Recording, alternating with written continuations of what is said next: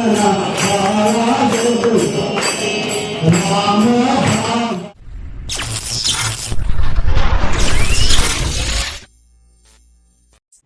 नमस्कार, माझे नाव प्रथमेश सावंत. माझ्या PS ब्लॉग्स या चॅनलमध्ये मी तुम्हा सर्वांचे सहर्ष स्वागत करतो.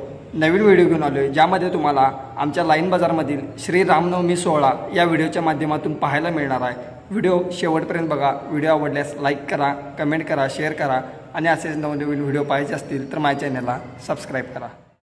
सालाबादप्रमाणे आपल्या लाईन बाजारातील ग्रामदैवत श्री हनुमान मंदिरामध्ये उद्या रामनवमीचा सण आहे आणि त्या निमित्ताने मंदिरामध्ये तुम्ही आता बघू शकताय फुलांची सजावट, तसेच मंदिरामध्ये जे काही डेकोरेशन आहे ते डेकोरेशनचं काम आत्ता चालू आहे. तुम्ही बघू शकताय हनुमान मंदिर सेवेकरी यांच्या वतीने दरवर्षी हे सर्व काही सजावटीचं काम केलं जातं. अशा प्रकारे श्री रामनवमीची तयारी अंतिम टप्प्यात आलेली आहे आणि मी रामनवमी दिवशी तुम्हाला सकाळी सर्व कार्यक्रम दाखवतो.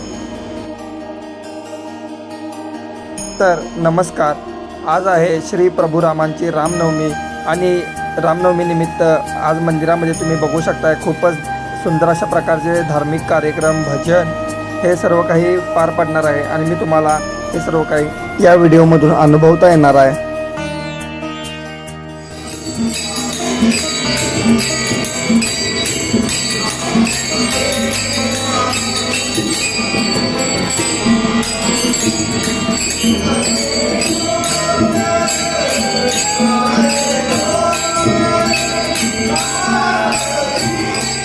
मंदिरामध्ये साधारण दुपारी 12च्या दरम्यान श्रीराम जन्मोत्सव सोहळा म्हणजे पाळणा म्हटला जातो.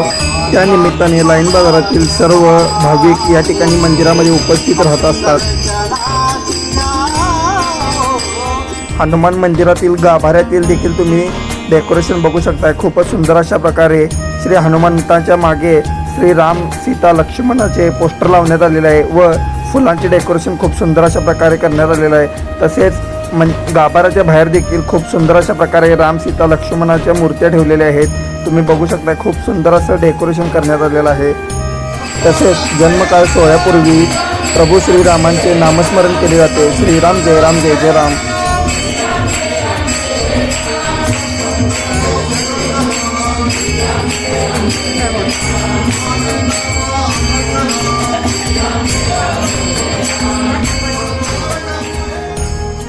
रामनवमी हा चैत्र शुद्ध नवमीला साजरा केला जाणारा प्रभू श्रीरामाचा जन्मदिवस आहे, जो वाईटावर चांगल्या विजयाचे प्रतीक मानला जातो.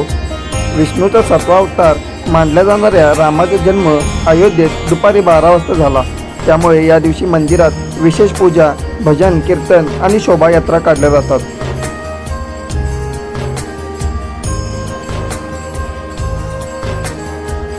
हिंदू पंचांगानुसार चैत्र महिन्यातील शुक्ल पक्षाच्या नवमी तिथीला रामनवमी साजरी केली जाते. हा दिवस वसंत नवरात्रीचा शेवटचा दिवस असतो. पौराणिक कथेनुसार रावणाचा संहार करून धर्माची स्थापना करण्यासाठी भगवान विष्णूंनी या दिवशी श्रीरामाच्या रूपात अवतार घेतला होता.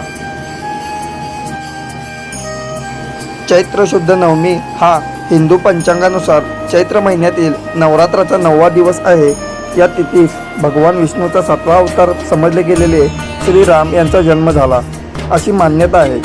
हा दिवस श्रीरामनवमी म्हणून साजरा करतात. त्या दिवशी दुपारी सूर्य डोक्यावर आल्यावर दुपारी 12 वाजता श्रीराम जन्माचा सोहळा होतो. श्रीरामांच्या चित्रास किंवा मूर्तीस इतर हारांसमवेतच गाठी पण घालतात. श्रीरामांची पूजा करताना त्यांना करंगळीच्या बोटाने म्हणजेच अनामिकेने गंध लावतात. तसेच श्रीरामांना हळद कुंकू वाहताना आधी हळद आणि नंतर कुंकू उजव्या हाताचा अंगठा आणि अनामिका यांच्या चिमटी घेऊन चरणांवर वाहतात.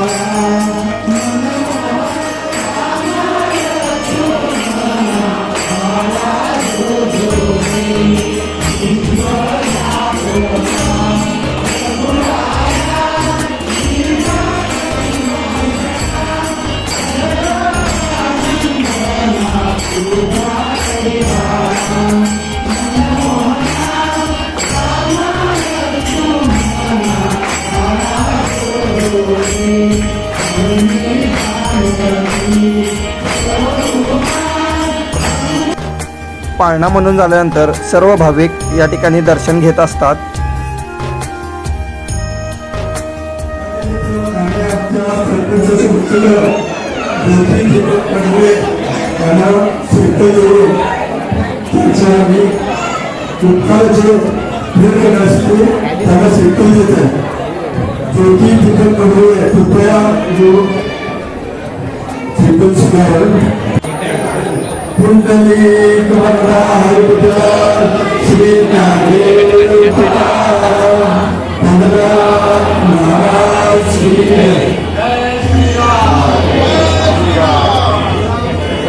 प्रभू श्री रामनवमीच्या दिवशी मंदिरामध्ये भजन, पूजन, कीर्तन, प्रवचन इत्यादी कार्यक्रम करून हा जन्मोत्सव सोहळा साजरा केला जातो.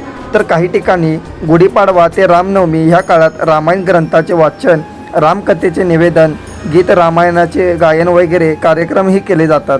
श्रीराम हे सर्व आबालवृद्धांची लाडकी देवता असल्यामुळे सर्व लहान थोर मंडळी या उत्सवात भाग घेतात.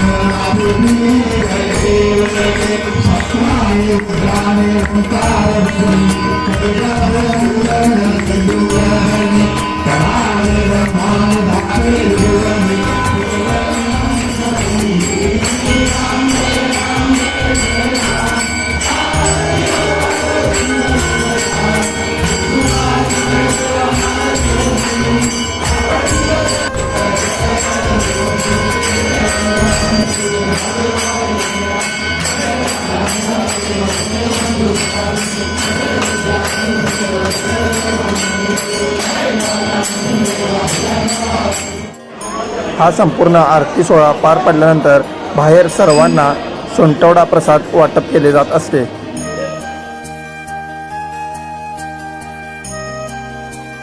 तसेच दुपारी 4 वाजता देखील महिला भजनी मंडळाचा खूपच सुंदर अशा प्रकारे सोंगी भजनाचा कार्यक्रम होता. त्यांनी देखील खूप सुंदर अशा प्रकारे भजन सादरीकरण केले.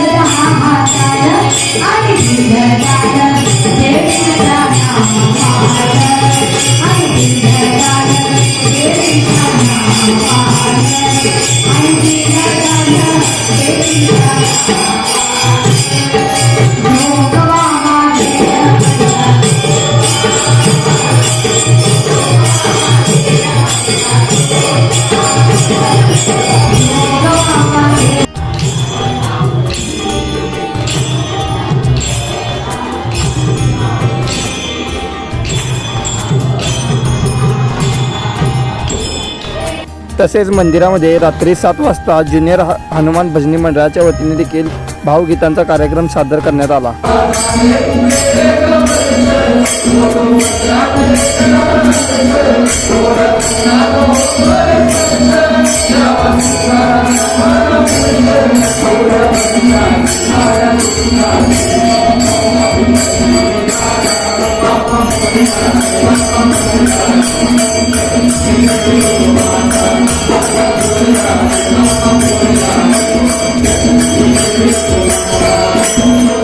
अशा प्रकारे रामनवमी हा उत्सव मोठ्या प्रमाणामध्ये पार पडला.